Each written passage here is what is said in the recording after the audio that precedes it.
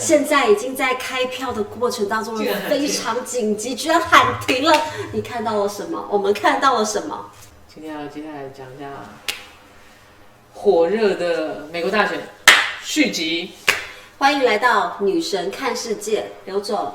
现在美国大选的如荼如火啊，已经快到尾声了。对，可是居然对喊停。川普说了什么？停止计票，而且他已经预告他会胜选的，我觉得非常有趣。不要脸呢，直接说我会胜选了，好，停止计票了。这个又在玩哪一出？你觉得呢？我觉得他是有一个反呛的味道，以他的个性来说啦，你觉得你会从这地方看吗？我觉得他已经有感受到那个暴动的感觉了，所以他故意用一个暂停这件事情，看起来好像是要让这个暴动停止，可是事实上，我感受到他要激起更大的一个民怨跟冲突化。他现在是在一个唯恐不乱的状态，试图转移焦点。没错。那你觉得他要转移什么焦点？转移什么焦点？大家觉得川普在玩什么把戏，在转移什么焦点呢？我看到是他在故意挑起更大的一个激化过程，激化一个更大的。要讲民怨，我觉得不太恰当就是他也知道他被反对的很凶，因为主流媒体全部都在讲拜登会赢啊，对不对？金融圈也是，只有他还有海外圈的这个博弈的赌局会赌他会赢啊，这是一个很奇怪的事情啊。可是他在这个时候，我正要胜券在握了，可是我却不在白宫里面好整以暇，我却搞一个停止。你知道这个是在秀什么吗？如果我是一个 boss， 我在秀一件事情，你们的所有一切都是掌控在我手中，你以为你可以掌控什么吗？我说停止就停止，我说要制造舆论就制造舆论，你们制造舆论有比我厉害吗？有没有嗅到一个这样的味道？对，而且完全是按在他已经设好局的棋谱上面了。是，对。然后，所以当我们旁观者、局外人在看的时候，会觉得这是一个意外，怎么会这样？而且他凭什么当选？然后再来就是你凭什么喊停？可是事实上，这个已经是棋谱的一个棋局而已。所以我觉得他自己跟他背后的高人团队跟幕僚其实是非常厉害的，已经设定好我要怎么样一步一步的把对手给逼到底，而且他已经在收拢人心了我非常确定一件事情，他当选之后会开始撒糖哦，他会先做撒糖的事情哦，所以他的在政治上的策略至少有2项会有大变动。哪2项？这个晚点再说啦。对，但是先讲一下道琼指数在川普当选之后，一定还会再跌下来，然后稍微再跌一些，再持续的运作啦。因为这个是金融圈的手段嘛。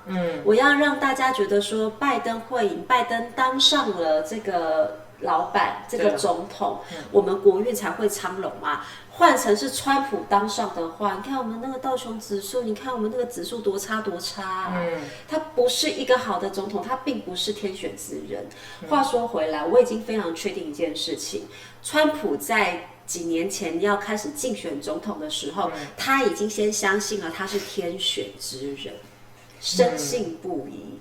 所以他是很像我们那个郭台铭，有没有说他是妈祖托梦，被设定好，被神明设定好的人选。朱立伦说淡水阿嬷嘛，干他喜安那啦，对，所以他已经先相信了，所以他才会敢这么的站出来，然后一扫局势，然后让他自己获得最大的一个选票。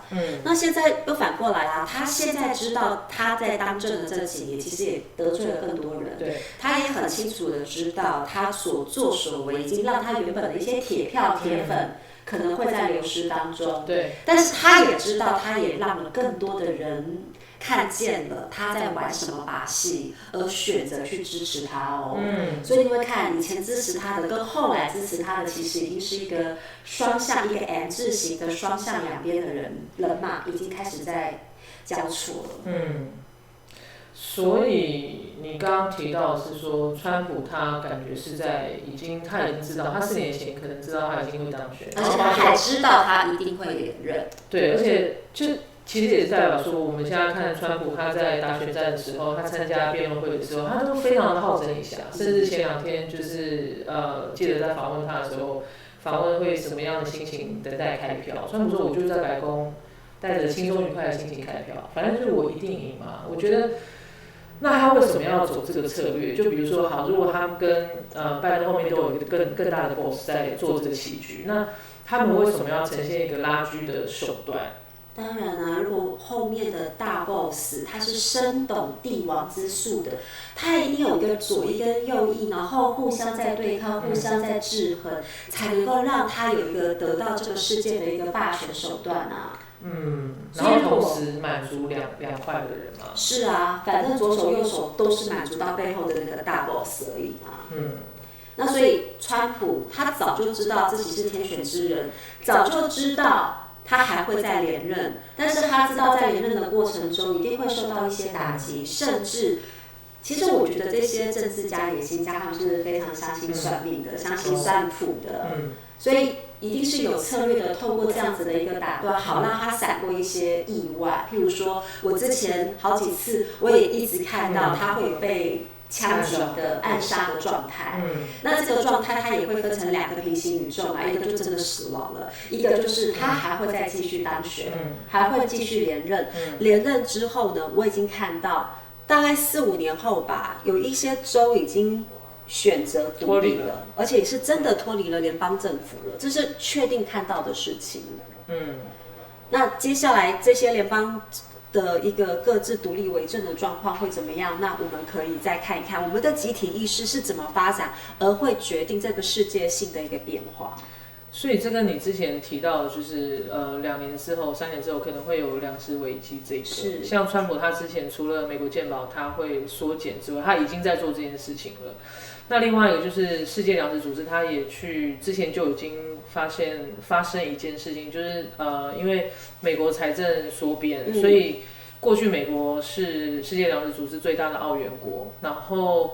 现在发生缩编的事情，他们募资困难，转向英国跟德国募资，但是因为效果当然没有以前的这么多，所以这个其实它也是川普连任之后会带来的对未来2、3年可能粮食危机产生的影响嘛。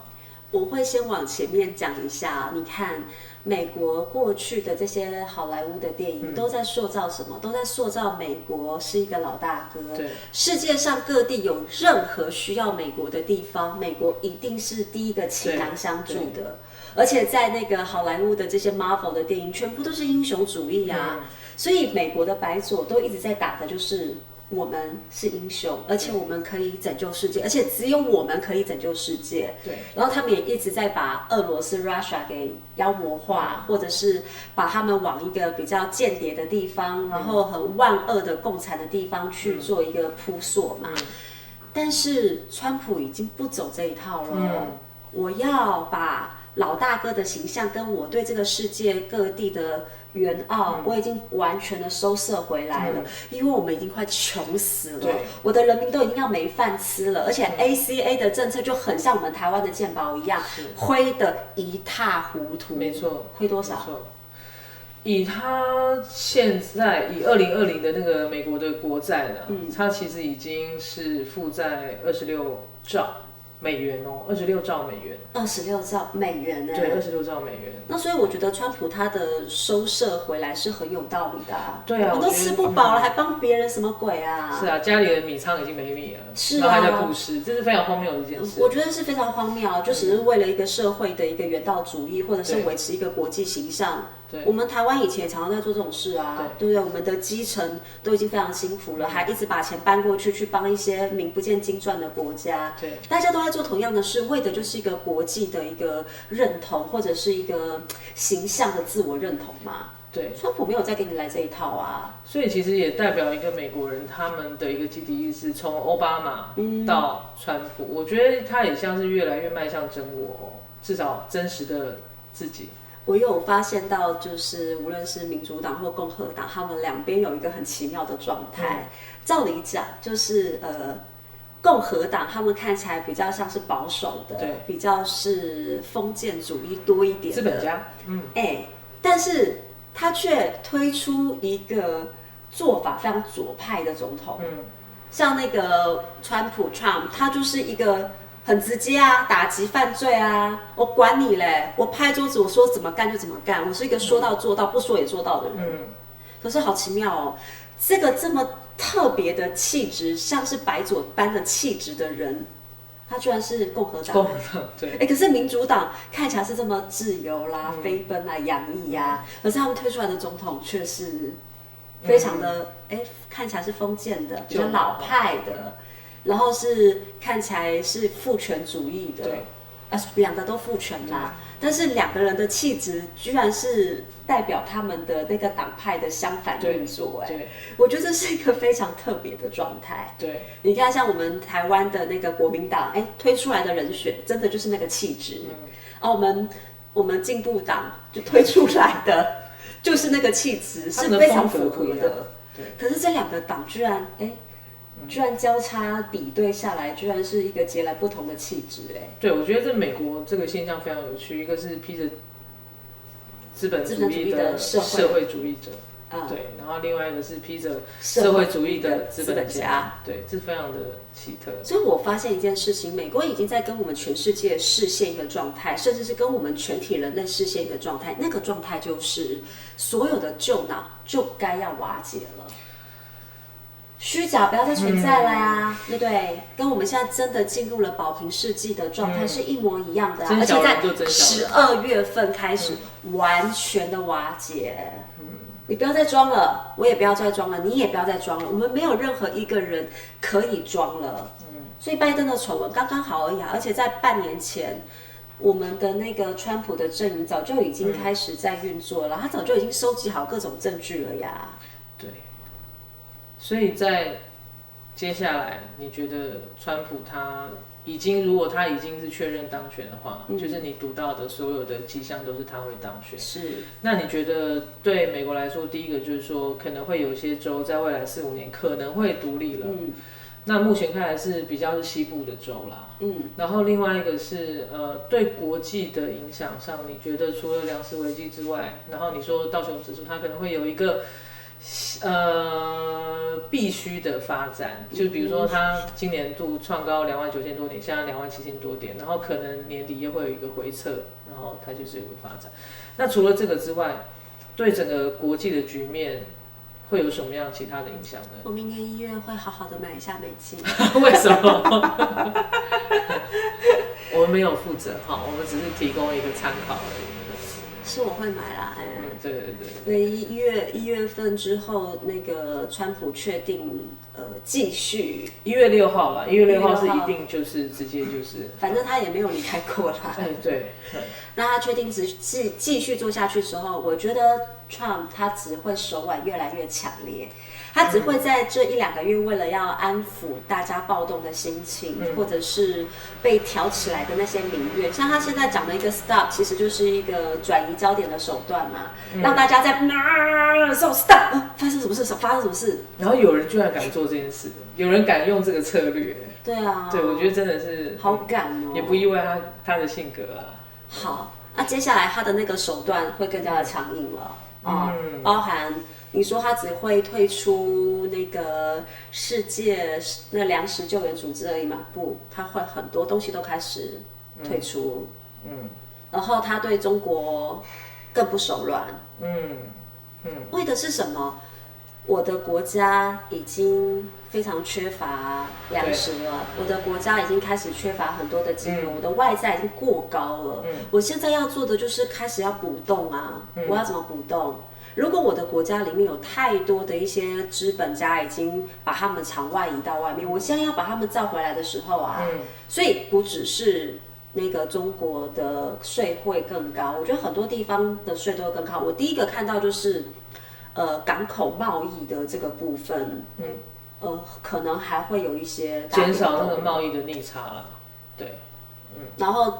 再来就是 ACEA， 它一定是会打断嘛，因为他早就已经想到了一个以他这么会精算这些资金金融工程的人，以及他的团队还有幕僚早就已经算好接下来要怎么做啦。他连任应该 ACA 就没有了。对。但是还是会一个缓慢的一个时间啦，然后每一个州它的一个解除的令，它的时间也会有一些不同。但是我看到是他早就已经确定好会怎么做。再来就是他趁这个选举的过程去看一下，在他这边卧底的是谁，哪些人是真的是他的人，哪些人是他假的人，他会开始大清算。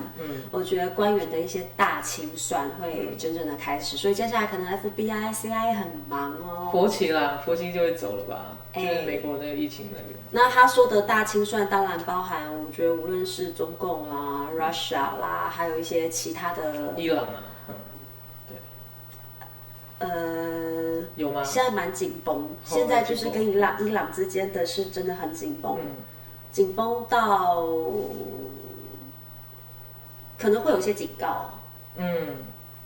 应该不会引起战争啦，应该就没有。就是如果我们顺着这个动荡的局势去看，未来的比如说川普下一个任期的4年，会有什么国际上比较大的战争吗？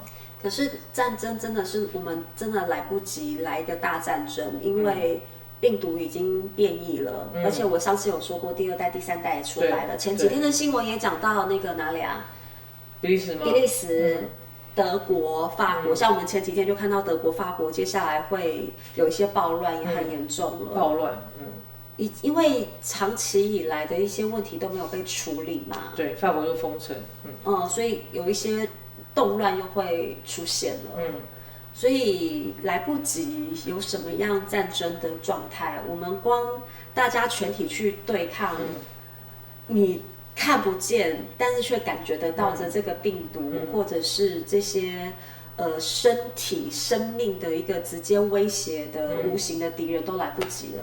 其实没有什么太多的时间去做一个世界大战的挑起战争。是，所以其实2-3年粮食危机是真的很可能会发生，对不对？如果大家都生病，那么多的城市或者是地方，因为没有做好防疫，那我相信粮食本来就是个危机了。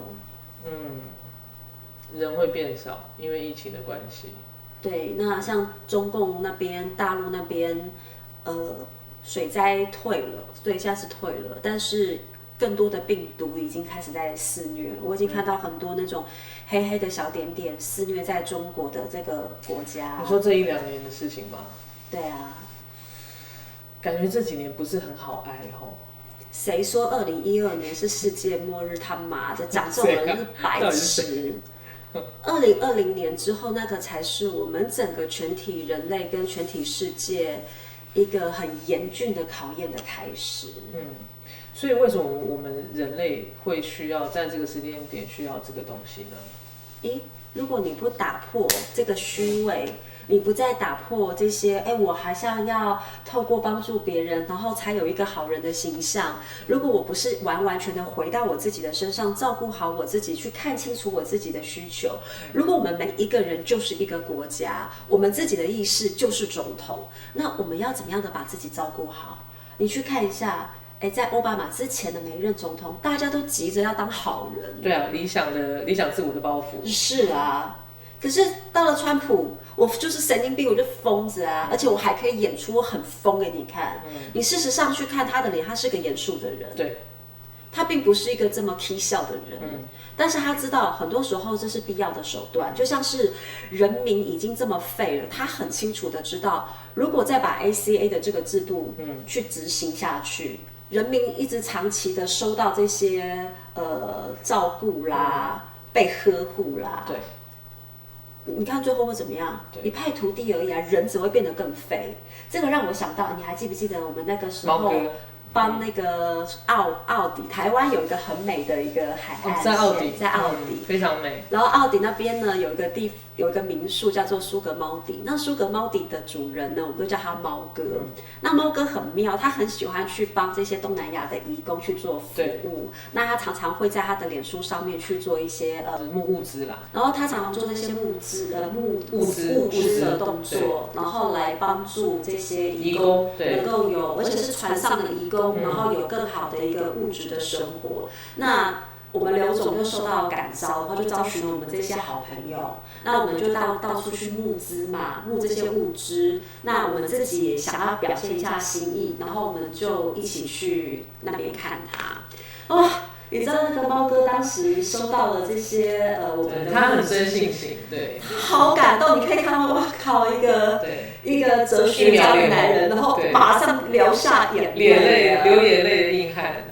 那这个硬汉呢，他有跟我们分享一个看见。他说啊，像他们那边附近有一个木工的工厂，那这个木工的工厂呢，本来是一个废弃的国小。后来这个废弃的国小呢，就被一个慈善家看上之后呢，清华的，看上之后呢，他就把那边变成是一个木头加工的工厂，然后让很多的原住民的朋友去那边开始去做一个工作。后来那个清华的大教授啊，他们会帮看那些小朋友嘛，帮他们带他们做一些功课或什么。其中有一个教授，他就说有一个好奇妙的现象，他看到那个小朋友写的那个周记，那小朋友就有提到说，以前爸爸每个月都会领国家的6000元的补助嘛，对。可是爸爸每天都在喝酒，拿到补助款就喝酒，然后就一直喝，然后喝了呢就会去打妈妈。然后妈妈呢也会很生气，有时候你知道那个女人也不是好惹的嘛，也会打回去。但是毕竟还是女生的力气打不过男人嘛，除非你有像我们这样子特别的去训练。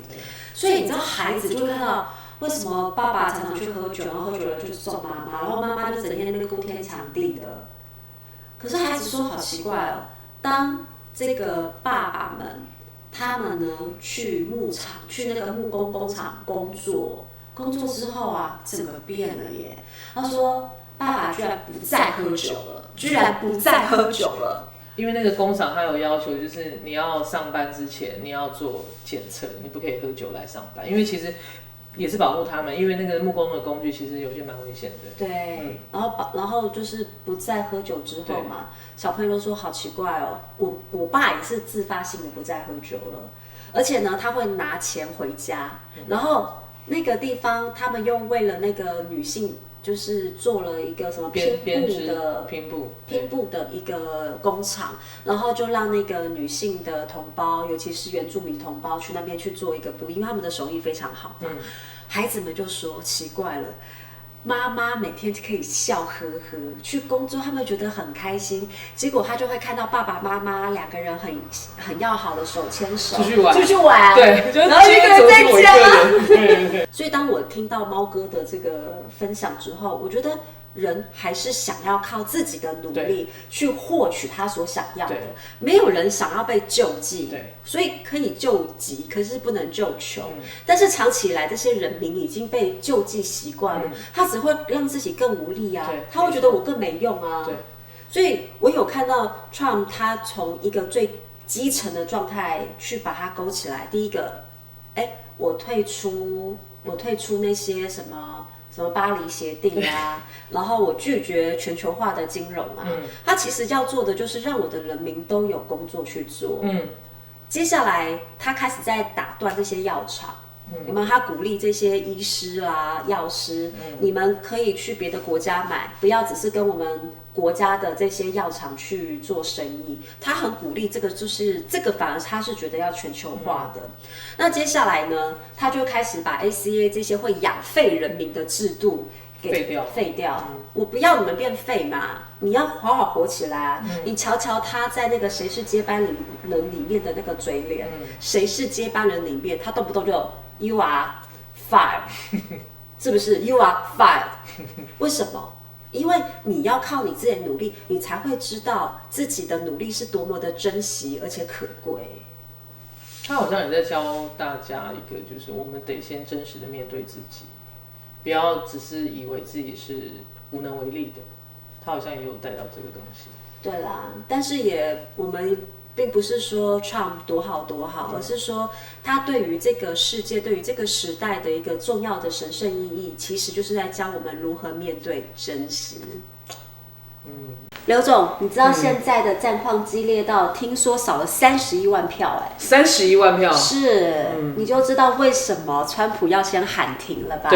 对，他的目的非常显而易见嘛。是，如果因为作票，还记得我们上一个影片有讲到说，我已经有嗅到作弊的嫌疑了。是，如果现在这个时候呢，川普懂得运用这样的一个局势，然后来为自己喊停止损，如果险胜，他一路入主白宫到底没有问题哦。可是假设拜登险胜呢？是，那他就可以开始申请大法官释宪啦，开始要求重新调查，那所有的事情就会开始被延宕延后啊。对，那我真的觉得他这招真的非常聪明，而且不管怎么盘算都是他赢后。是啊，对，而且听说现在开票速度已经减缓了。减缓的目的是，等待开票的期间，他竟然在白宫开了记者会喊停，但其实这个东西他已经早就有预估到，他得做这件事，因为民主党他在他拜登落选的时候，他会申请最高法院的释宪嘛，就是我这个对选票有疑虑，所以川普知道这一个，他已经知道人家会下一步棋，这一步棋的时候，他已经在走第二步棋了。它真的是一个非常标准的4.0突变脑的标榜哦。我觉得他很多事情非常厉害，一步一步的已经想到对手已经怎么做好了。对手太好猜了。对，所以他就知道说，我知道你们接下来呢，第一步会是什么，第二步什么，我如何见缝插针。你看，光他从那个政见辩论的那个时候，他就已经知道如何把握这个黄金时间，好好的一直在攻击拜登他儿子 Hunt 的这些丑闻事件。而且我觉得非常厉害的一个策略是说，在我们所有人理解的架构里面，就是这个是端牛肉的好机会。但事实上，川普没有在走这一个，就我发现他的字典里没有道理这2个字啊，这就叫不按牌理出牌，这是非常恐怖的一个。对，所以大家都在掌握这个端牛肉的好机会的时候，他把它当做一个黄金 promote 的时段，promote 什么 ？promote 拜登的负向广告，是，而且非常成功。而且在那个最高法院里面有9席，有6席都是他的人，是他的人，早就已经布局不好了啦。所以接下来我知道你们一定会在那个选票上面做手脚。第二个，你们除了在选票上面做手脚，我还知道说你们一定会再激起更大的一个民怨，然后来影响整个政局。假设拜登险输，大家还可以说把这个整个重新翻出来验票。对，这真的是他已经知道了。先打断你，我先来利用那个我的资源，整个来开最高的一个法会。对。法会，对，因为可能平常用词是法会比较多，对，所以其实他真的是走在我觉得可怕的是他已经不是用我们1.0或是2.0的脑在思考了，绝对不是，连3.0都已经被打趴了，他直接是对手的对手。4.0是4.0吗？那个是什么？那个拜登的脑其实就是很标准的介于1.0到2.0之间，这么高？基本上外国人他们走比较西方自由独立的思想的话，通常都是从1.0、2.0起跳了啦。那欧洲的一些比较中立国就比较是偏向3.0的脑。可是我真的觉得那个Trump 他的4.0的那个布局实在是太厉害了，整个就是翻转再翻转，而且他很会忍耐。你前面怎么骂我，主流媒体 CNN 那些纽约时报怎么骂我都没有问题，老子忍了。拜托，一个疯子他怎么可能会忍？如果他真的是一个疯子，他怎么有办法这么精明的一步步的把你逼到绝境？而且早就在你动作之前就已经先设定好，而且猜得中你会怎么做。没错，我前面就已经先把你卡死。没错。